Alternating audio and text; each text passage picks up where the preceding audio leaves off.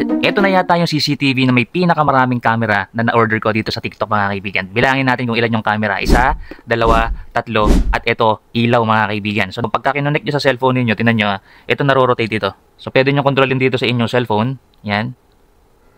Oh, kaliwa, kanan, pwedeng pababa, pataas. Ayan o. Oh, tapos itong dalawa na to, manual mga kaibigan. Pwede mo siyang ibaba, baba, o kaya taas. Tapos ito naman, pwede nyo iganyan. Depende doon sa gusto nyo makuhanan ng inyong CCTV. Ito yung nasa taas, yung kaliwa, yung kanan, then ito naman yung sa baba. Ayan, pwede nyo kontrolin yan, no? Gumagalaw, oh. Ayun, oh. O, diba? Tapos ito naman, ginalaw ko, gagalaw yan, ito.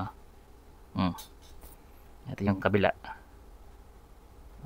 O, diba? So, para safe na safe yung bahay nyo, biruin mo, 3 na yung camera sa isang CCTV. Kasama na yung memory card nito, ha. 280 GB yung kasama. Dito nilalagay sa taas yung pinaka-memory card. Yan, may reset din dito dyan sa loob. Meron na rin po ditong bracket. Yan. Ayun. Tapos isasabit mo na siya kung saan mo gusto. Ayan, pag ganyan siya. Tapos may manual na rin yan, syempre. Meron din ditong mga tornilyo. At ang maganda rito, kapag ka nakakonect na sa inyong cellphone, kahit na nasa ibang bansa ka pa or malayo ka sa inyong pamilya, mamomonitor mo sila. May two-way audio to. Makakapag-usap kayo ng pamilya mo. Ganito lang yan. So pipindutin ko lang to, itong volume na to.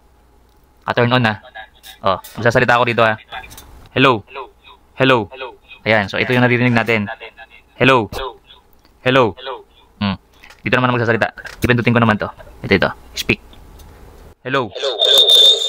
Ang lakas, di ba?